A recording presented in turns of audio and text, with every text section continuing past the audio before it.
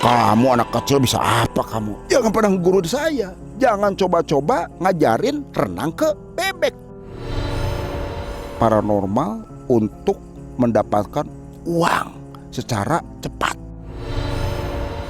Iya, ini yang namanya burung gagak. Oh, burung gagak. Iya. Nanti ini sujiannya nih, dibikin sate. Kayak bikin sate ayam atau sate kambing. Nana berpikir lagi, ini mau ritual apa lagi Ki? Kamu tadi kan minta pesugihan. Inilah proses pesugihan sate gagak. Teh sate. Teh sate.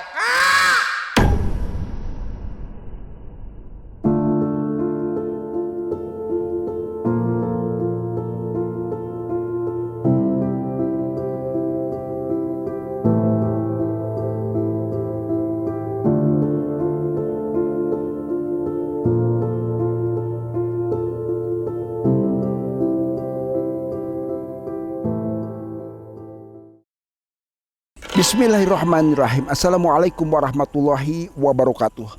Sobat Mengulas Malam dimanapun berada, baik yang ada di alam nyata maupun di alam gaib, semoga kita semua selalu ada dalam lindungan Allah Subhanahu wa ta'ala.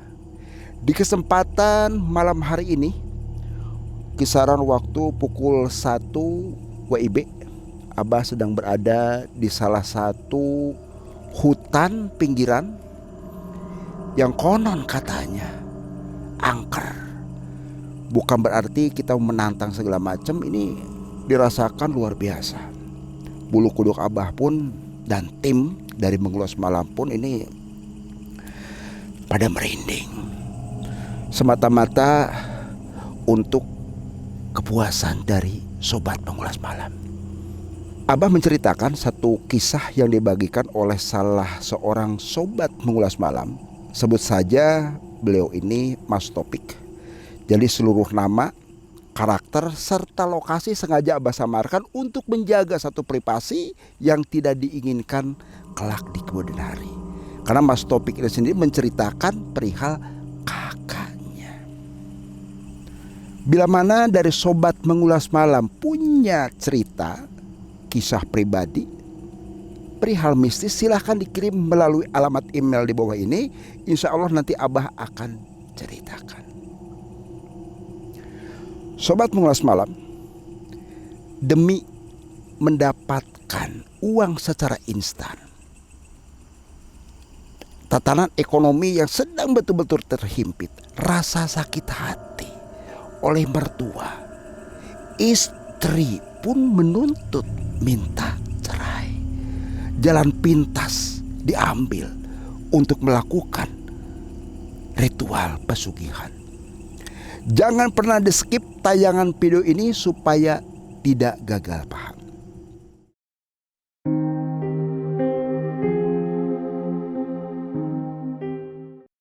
Kisah ini dibagikan oleh Sobat Mengulas Malam, yakni Topik, dari daerah Jawa Barat. Untuk kotanya sengaja Abah samarkan sesuai permintaan dari Topik karena ini menceritakan perihal kakaknya. Sebut saja di sini Nana.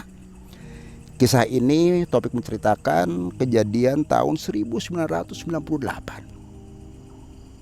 Topik dan Nana ini dulu dilahirkan dari keluarga yang cukup mampu kala itu. Hidup di salah satu pinggiran kota. Kedua orang tuanya ini bekerja ataupun dia berusahanya atau usahanya itu bikin heleran. Jadi seluruh warga yang ada di desanya si Topik itu sendiri, itu kalau misalkan panen, helernya itu penggilingan padinya itu di bapaknya Topik. Topik menceritakan perihal Nana. Nana anak yang paling besar kala itu. Setiap permintaan apapun, setiap keinginannya Nana, itu kala itu harus semua diturutin oleh kedua orang tuanya.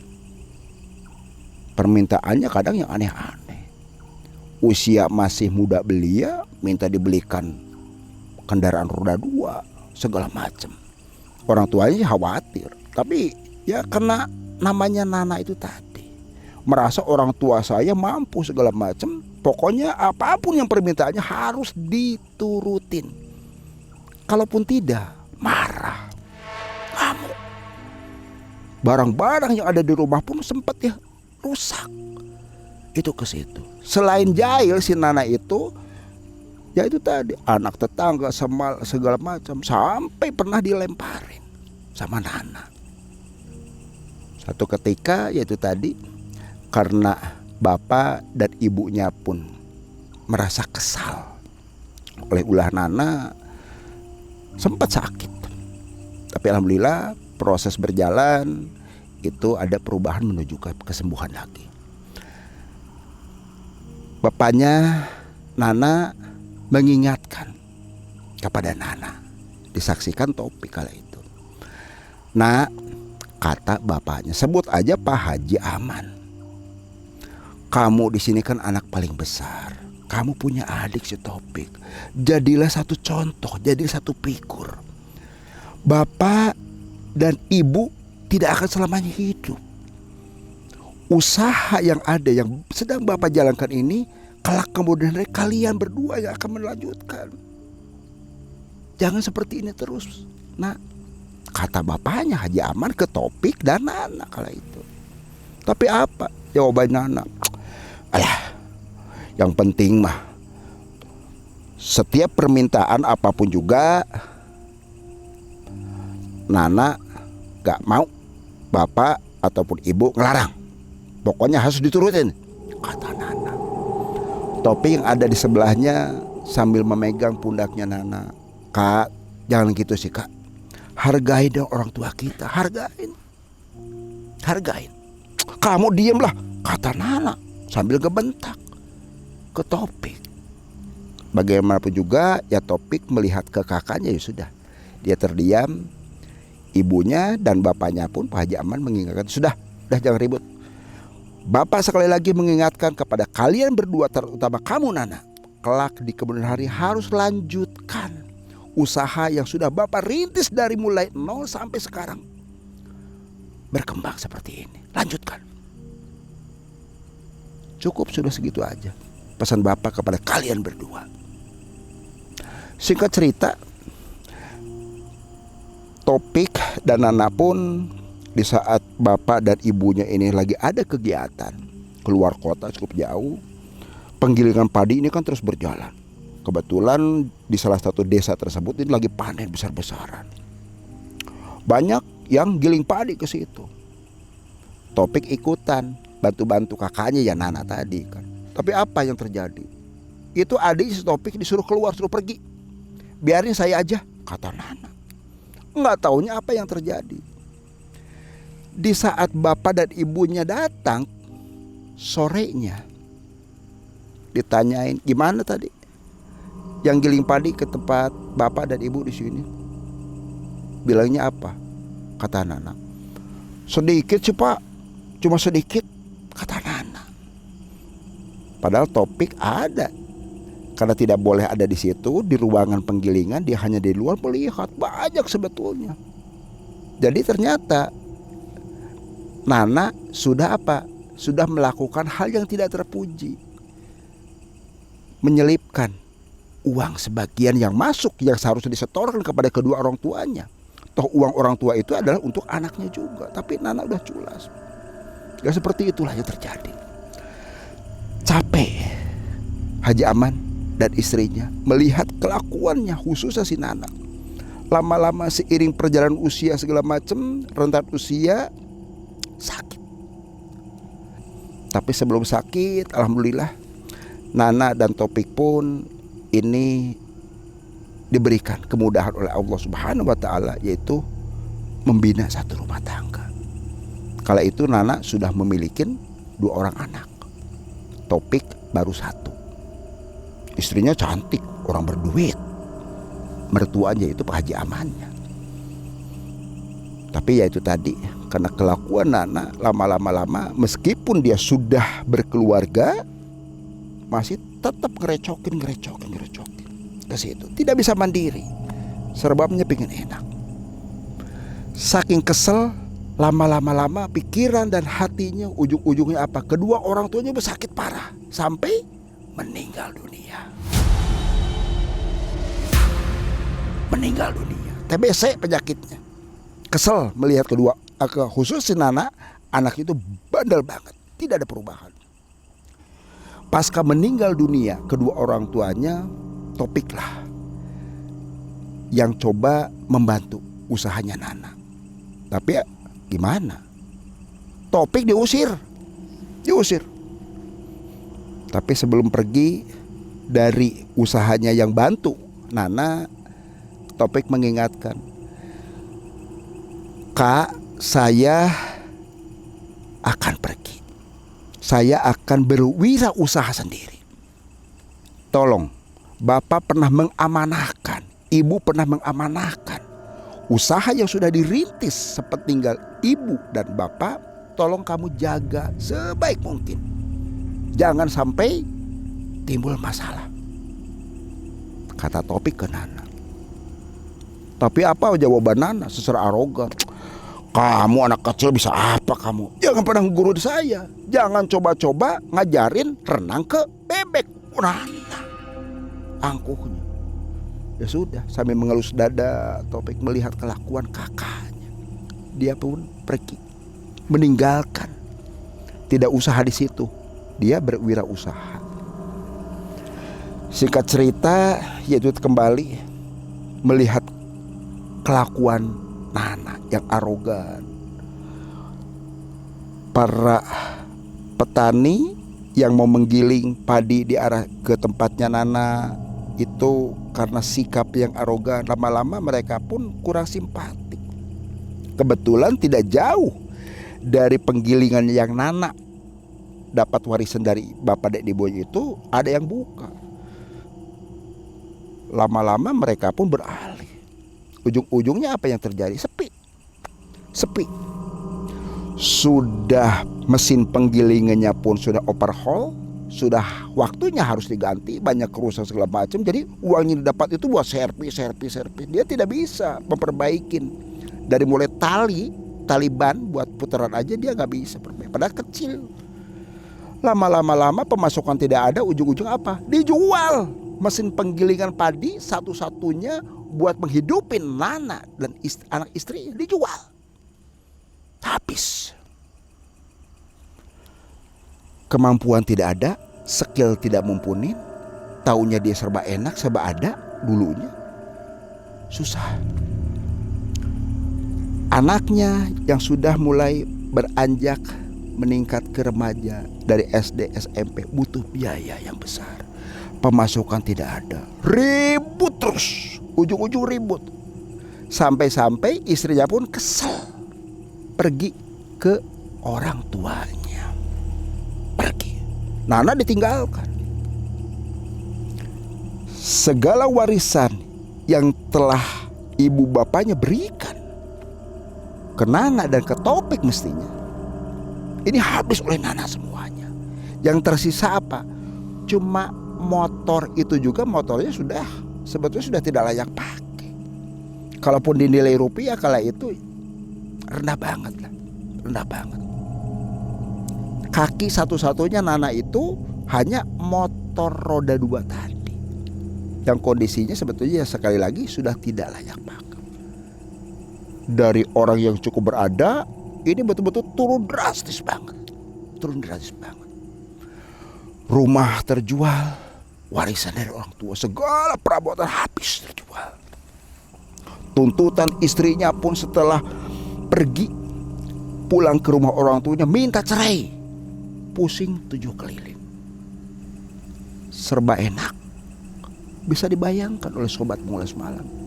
Seseorang yang awalnya serba enak, serba ada, makan tinggal makan segala macam, ini terjadi satu degradasi, penurunan yang amat sangat, terjun bebas. Untung si Nana tidak depresi, tidak stres, tidak gila. Untung. Tapi ya kembali, Nana pun dengan kondisi yang sudah terpuruk itu, dia pun masih mau berusaha. Rasa gengsi, rasa malu itu dia abaikan begitu saja. Jadi apa coba? Mungutin rongsok, bekas plastik dipungutin, dikumpulin segala macam, dijual ke tempat apa? Pengepul, kardus, apa aja dari orang yang cukup berada sampai jatuh, dijual hari demi hari terus. Dia pun merasakan prihatin. Dia teringat akan pesan orang tuanya. Nasi sudah menjadi bubur. Tapi kembali Nana orangnya tidak pantang menyerah. Terus berusaha sebagai pemungut rongsok dari sana kemari. Rasa gengsi, malu dia hilangkan, abaikan. Terus menata, karena adanya kemauan tadi, usaha dan tekun, lama seiring perjalanan 1-2 tahun dia pun bisa menjadi pengepul rongsok. Karena usaha yang tekun, pengepul rongsok. Bersyukur Nana mulai punya anak buah segala macam jaringan. Tapi kembali dasar sudah watak. Kalau batuk masih bisa diobatin, tapi kalau sudah watak, sudah karakter, susah. Di saat ada uang mulai terkumpul lagi, main perempuan, minum, segala macam. Hidup pengennya mewah lagi. Karena merasa saya yang lakukan jerih payah, sang usaha, saya yang berkeringat segala macam. Karena kondisi yang sudah mapan tadi, dia pun datang ke mertuanya, dibawa anak istrinya. Tapi melihat kelakuan seperti itu, Nana, ujungnya apa? Hancur lagi. Usaha yang sudah dia tekunin dari rongsok pungut sampai dia jadi pengepul, hancur lagi. Karena sifat dan kelakuannya tadi. Ya mau tidak mau, istrinya pun dan anaknya harus menerima situasi. Dalam kondisi gelap mata seseorang, terkadang dia mengambil satu jalan pintas. Akal sehatnya sudah gak dipakai. Mencari informasi ke sana kemari. Membuka salah satu surat kabar kala itu. Ada tempat paranormal untuk mendapatkan uang secara cepat, tanpa tumbal. Ditulisnya, dicatat alamat segala macam, sampai didatangin sama Nana. Ketemu sama paranormal tadi. Sebut saja paranormalnya Mang Ehon atau Ki Ehon. Ketemu dengan Ki Ehon. Sampaikanlah Nana. Dari mana, Jang? Ki Ehon kebetulan karena dia dari Jawa Barat. Dari mana, Jang? Oh, perkenalkan. Saya Nana. Saya sedikit jauh dari rumah Aki di sini, kata Ki Ehon. Maksud tujuan kamu? Oh, saya membaca salah satu surat kabar. Ini jika berkenan Ki, saya mau melakukan proses ingin mendapatkan uang secara cepat, nggak pakai ribet, kata Nana. Ki Ehon pun ketawa. Siapa tadi kamu? Oh, saya Nana. Oh, Nana. Gampang. Ki Ehon tidak ada lawannya. Siapapun yang punya masalah, Ki Ehon tuntas semuanya. Tapi kembali, ada persyaratan yang harus kamu tempuh. Harus kamu tempuh. Nana menjawab, Ki Ehon, apapun yang menjadi persyaratan, segala sesuatunya saya siap. Yang terpenting kehadiran saya kemari, pingin ekonomi saya cepat pulih kembali. Saya pingin mendapatkan uang yang cepat, sesuai ada yang di iklan koran tadi. Ya sudah, kalau seperti itu kamu harus lakukan ritual. Bawa uang berapa kamu? Kata Ki Ehon. Oh ada maharnya ya Ki? Oh ada. Harus diselesaikan. Terjadilah kesepakatan. Dipenuhi segala macam. Memang sih nilainya cukup besar. Karena di situ harus ada sesaji yang lengkap. Termasuk yaitu tadi Nana pun belum pernah tahu. Namanya apel jin. Madat itu adalah untuk pemanggilan. Pemanggilan para dedemit. Itu ke arah situ. Dipenuhi semua. Singkat cerita, Nana pun melakukan ritual. Setelah mandi segala macam, dia diharuskan tinggal di rumahnya Ki Ehon tadi. Melakukan puasa ngangsrep. Diikutin 7 hari atau pitung dina. Senin, Selasa, sampai yang terakhirnya pas mau ke 7 harinya dia pun harus melek. 7 hari semua sudah persyaratan. Yang pertama sudah terpenuhi semua. Sesaji sudah lengkap. Nana pun diberikan mantra. Mantra segala macam. Nana, kata Ki Ehon, ya Ki, gimana Ki? Persyaratan kamu, ritual kamu untuk yang pertama sudah tuntas. Nanti Aki akan bawa kamu ke tempat ritual yang kedua. Disitulah nanti kamu akan menemukan uang yang selama ini kamu harapkan. Oh terima kasih Ki, kata Ki Nana. Ingat nanti kamu selain mantra yang harus kamu baca, dan yang terakhirnya adalah membacakan mantra yang khusus untuk kamu sendiri, untuk pemanggilan para dedemit yang ada di situ. Nah, nggak lama kemudian si Ki Ehon pun iris-ngiris daging di situ. Nana dilihat, Ki, daging apa itu? Kok kayak burung Ki? Iya, ini yang namanya burung gagak. Oh, burung gagak Ki. Iya. Nanti ini sujiannya nih, dibikin sate. Kayak bikin sate ayam atau sate kambing. Nana berpikir lagi, ini mau ritual apa lagi Ki? Kamu tadi kan minta pesugihan. Inilah proses pesugihan sate gagak. Terdiam Nana. Sudah, kamu jangan banyak bertanya. Ritual kedua kamu lakukan. Sesaji sudah lengkap, apel jin sudah lengkap, termasuk madat dan lain sebagainya. Dibawalah Nana sama Ki Ehon tadi ke salah satu pemakaman. Konon katanya angker banget. Di situ ada makam yang memang khusus untuk melakukan satu pesugihan. Setengah 12 kala itu. Nana lihat ke kiri, lihat ke kanan. Agak merinding, namanya manusia biasa Nana. Setelah itu Nana disuruh duduk persis di depan satu makam di situ. Hanya bentuknya batu aja, kiri kanan. Tapi di samping belakang kiri dan kanan itu pohon besar, pohon beringin yang sudah tua sampai akarnya pun parah ke bawah semua dan jarang dijamah orang.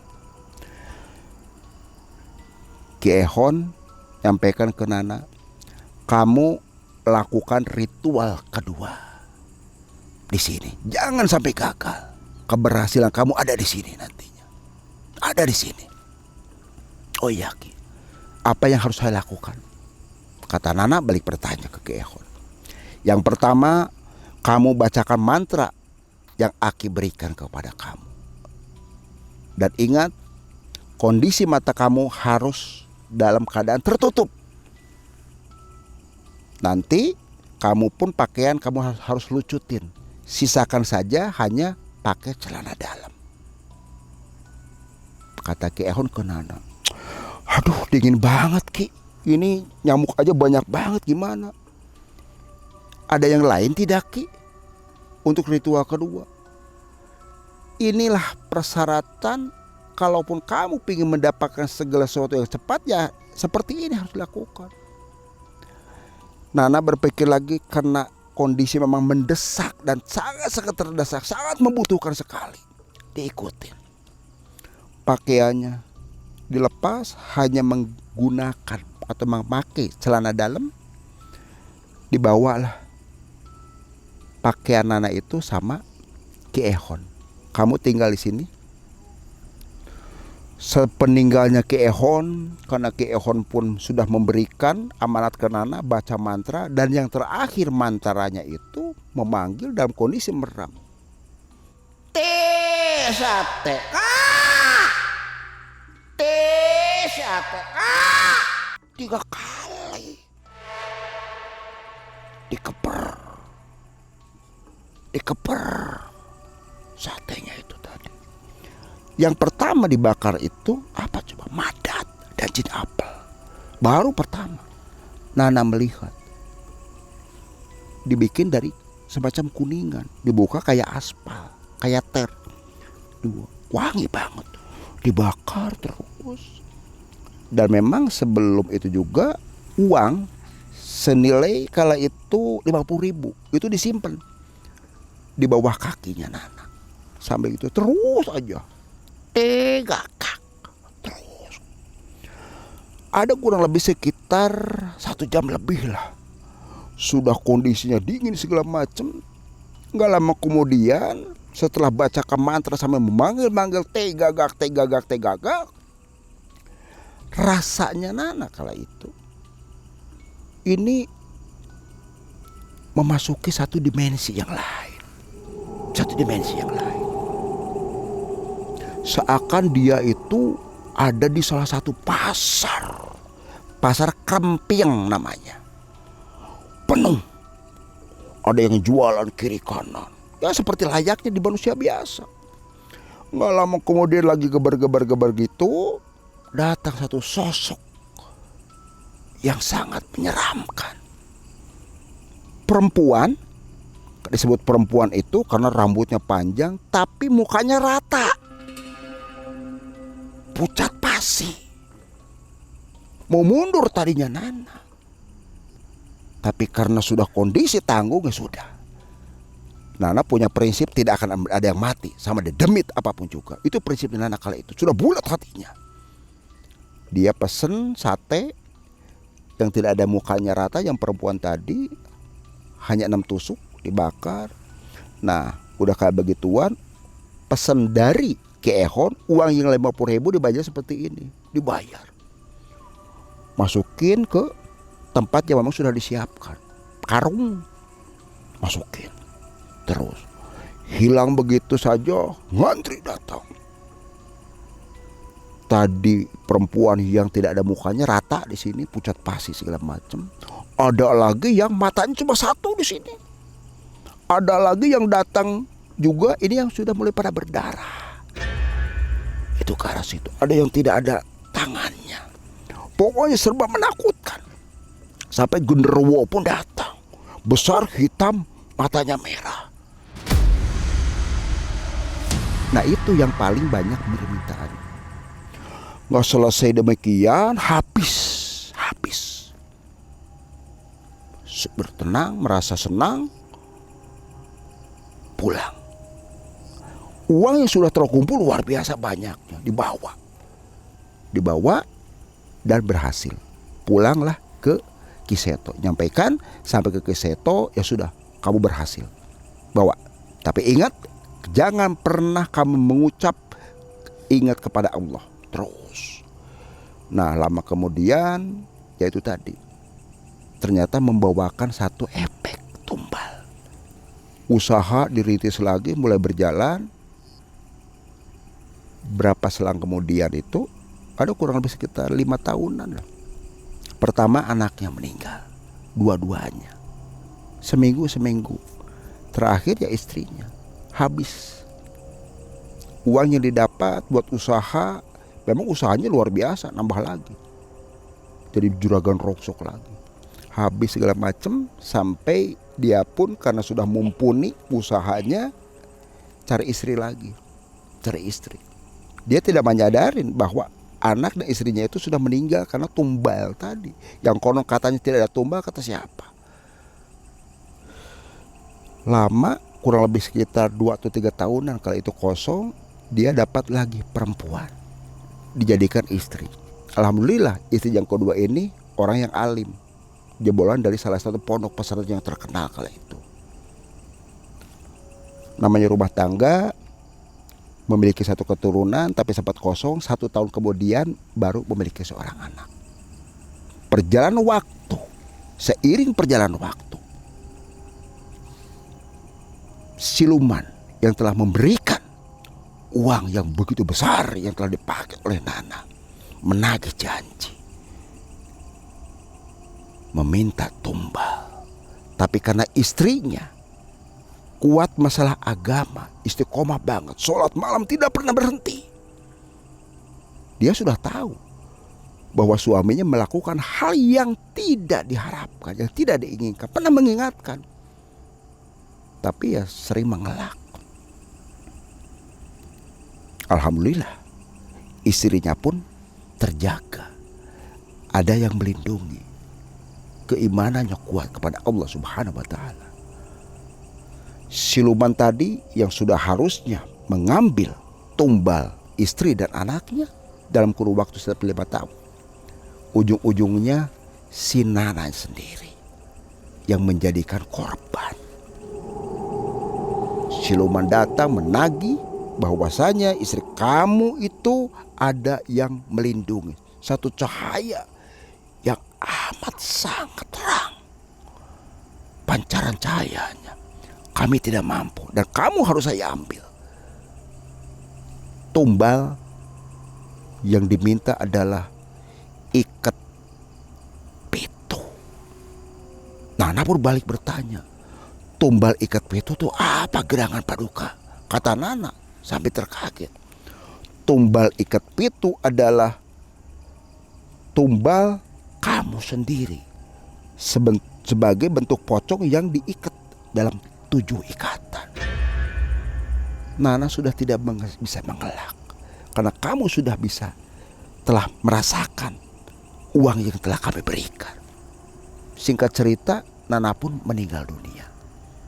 Sepeninggal Nana meninggal dunia karena hasil dari hal yang tidak benar awalnya, lama-lama pun hancur semuanya. Hancur. Mantan istrinya Nana pun itu kembali kepada orang tuanya, dan orang tuanya pun menjaga jangan sampai terjadi sesuatu dari hasil upaya suaminya. Bagaimanapun juga istrinya dan anaknya pernah memakan hasil tes itu, dan dia pun dikembalikan ke pondok lagi. Alhamdulillah mantan istri Nana pun selamat dan anaknya. Itu Sobat Mulus Malam apa yang diceritakan oleh Sobat Mulus Malam, yaitu Mas Topik. Tidak ada maksud untuk membuka aib keluarganya, tidak ada. Tapi ini kita ambil satu hikmahnya, ambil satu pelajaran. Rezeki, jodoh dan pati itu sudah ada yang mengatur. Manusia diwajibkan untuk usaha, tapi hak keberhasilan Allah Subhanahu wa Ta'ala. Ingat sobat, jangan pernah takut jin dalam bentuk apapun. Geprek dengan keimanan dan ketakwaan kita kepada Allah Subhanahu wa Ta'ala. Ingat sobat, kamu tidak sendirian. Wassalamualaikum warahmatullahi wabarakatuh.